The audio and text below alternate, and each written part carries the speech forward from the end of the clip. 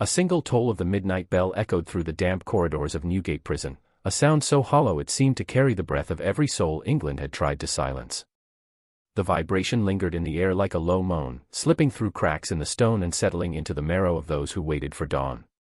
Beyond the barred window, London slept uneasily beneath a bruised sky, the July air thick with the scent of rain and soot. The prison walls sweated with cold.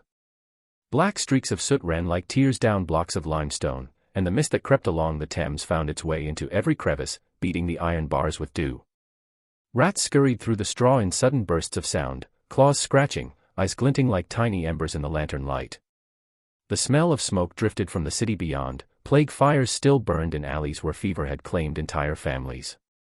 From far off came the faint toll of St. Paul's bells, a reminder of a faith that comforted the masses while condemning those who dared to question it. London was a city of whispers now, steeped in fear. Heresy was a word spoken behind sleeves, witchcraft muttered at the edges of the market, and always the relentless shadow of the king's men prowled the cobblestones.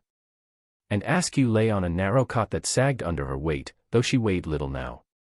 Her bones were broken, her shoulders pulled from their sockets, her wrists flayed raw by the rack's merciless strain. She could not lift her head without pain flashing white behind her eyes. Yet she did not weep.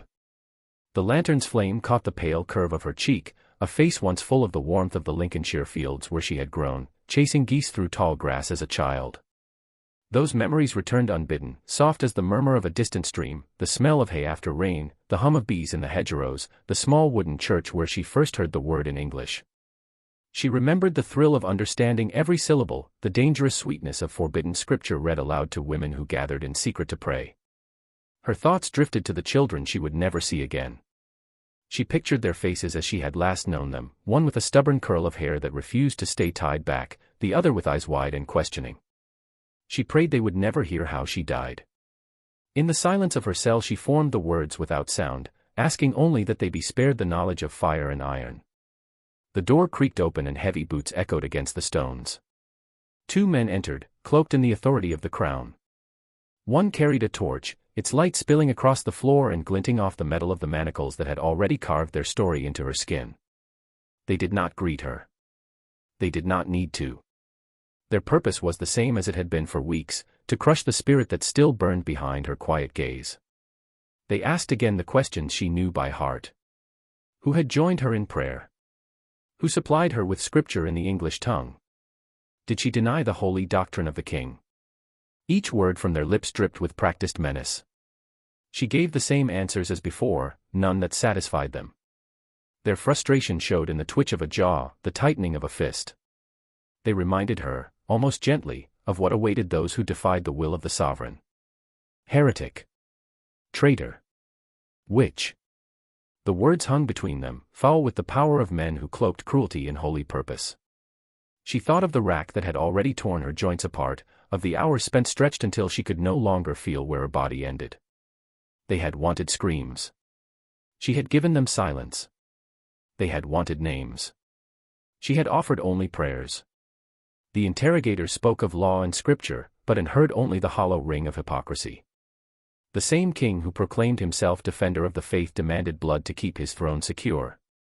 The same church that preached mercy and forgiveness turned the stake into an altar. They feared a woman with a Bible more than any army. That fear, she realized, was her victory. When they left, the cell grew darker, the torchlight swallowed by the cold. She felt the ache of her limbs, each throb a testimony written in flesh. Yet beneath the pain there was a strange calm, a stillness that belonged to something greater than the walls around her. She thought of the fields again, of the sky stretched endless and blue, of a freedom no chain could reach. Hours passed. The bell tolled once more, deeper, a summons to the end. Footsteps approached, more guards this time. The door opened wide and the smell of wet night poured in. They lifted her gently, almost reverently, for her body could not support itself. Her legs dangled like those of a broken doll, yet her head remained upright. The air outside was heavy with mist and the faint metallic taste of rain. London loomed in silence, its rooftops black silhouettes against a horizon just beginning to pale with the coming dawn. They carried her through narrow lanes where the cobblestones glistened from a night's drizzle. Here and there the glow of a plague fire flickered behind shutters, a grim echo of the fire that awaited her. Market stalls stood deserted, the scent of rotting fish and damp wool mingling in the early fog. From shadowed doorways, faces appeared and vanished, drawn to the sight of a woman who would meet the stake before the sun reached its height. As they crossed the courtyard of the tower, and felt the first breeze of morning against her face, it smelled faintly of river mud and wood smoke, of life and death mingled. Her eyes, though rimmed with pain, shone with a light untouched by fear. Those who carried her could not meet her gaze for long. There was something in it that unsettled them, as if she saw beyond their armor and their orders to a truth they could not name. She thought of the scriptures she had once read by candlelight, of the words that had set her heart aflame long before the king's fire could touch her. The rack had not broken her. The hours of questioning had only unbound her from the fear that chained others to silence. Now, as the first streak of dawn split the clouds, she felt a quiet certainty that no earthly power could reach. They paused at the final gate. The city beyond lay shrouded in mist, rooftops dissolving into the pale light of morning. A gull cried somewhere over the river, a single sharp note that carried on the wind like a call to witness.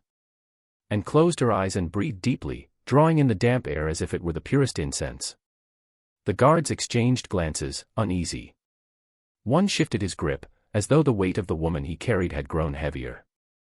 Perhaps it was not her body that burdened him but the calm that radiated from her, a quiet defiance more piercing than any scream.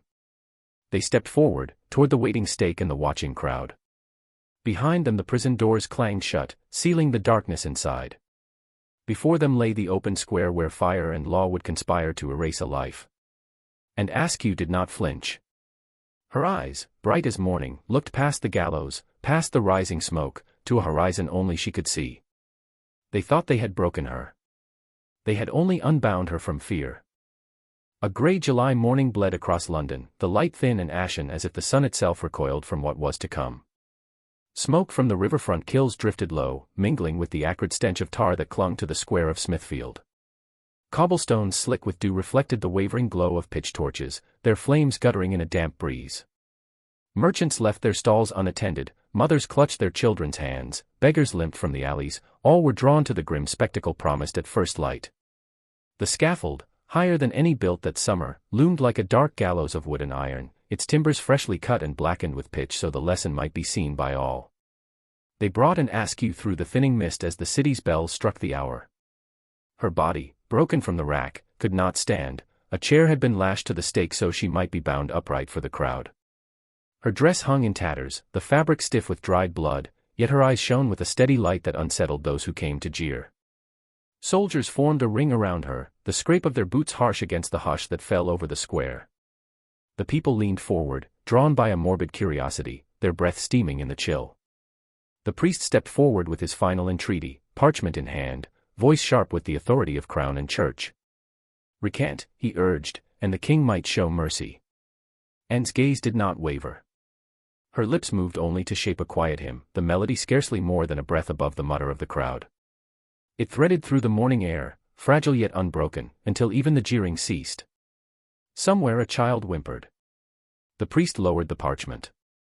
Executioners stooped with torches, their faces hidden by the smoke. The first spark touched the oiled kindling, and a sudden hiss announced the fire's birth. Orange tongues licked upward, greedy and alive, catching the hem of her gown. The wood popped and flared, the roar of flame mingling with the startled cries of onlookers. The smell of burning pitch and cloth thickened, choking the square. Anne tilted her head back, the hymn soft but clear, her voice carrying like a thread of silver through the roar. A gust of wind swept across the scaffold, lifting sparks into the pale sky. In that moment she spoke her final words, strong enough to reach the farthest edge of the crowd. Lord, open the King of England's eyes. The plea rose above the crackle and the coughing, a prayer meant not only for the monarch but for every soul who witnessed her passing. The flames surged higher, swallowing the chair, the stake, and at last the woman herself, until only a column of black smoke marked where she had stood. When the fire at last collapsed into ash, officials moved quickly. Scribes scratched neat lines into their ledgers, heretic burned, faith restored. No mention of her hymn, no record of the prayer that silenced a crowd.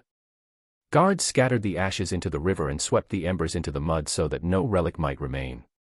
Witnesses were warned, speak of this and you invite the same fate. London's market stalls reopened before noon, the cry of fishmongers and the clang of blacksmiths soon drowned the memory of the morning. The plague carts rolled as always, carrying their grim loads through streets indifferent to martyrdom. Yet the story did not end with the smoke. Word of the woman who would not bend traveled with merchants and sailors, whispered across tavern tables and carried in the hearts of those who fled England's tightening grip. Decades later, across the Atlantic in the raw settlements of Massachusetts, those whispers found new soil. Salem's narrow lanes filled with the same fearful murmur, the same accusations without proof, the same machinery of law sharpened by superstition. Women were dragged before judges and called witches, and in the quiet between verdict and sentence some remembered the name of an Askew, though they could not say where they had first heard it. Her courage, carried on salt wind and ship's plank, had crossed an ocean to haunt another age. Even now the air at Smithfield seems to hold her echo. Travelers speak of a sudden hush when the evening breeze shifts, as if the square itself remembers. And when the smoke cleared, England's chronicles turned the page as if she had never breathed. But the wind still carries her name, and Askew, through every age that dares to punish a woman for her faith.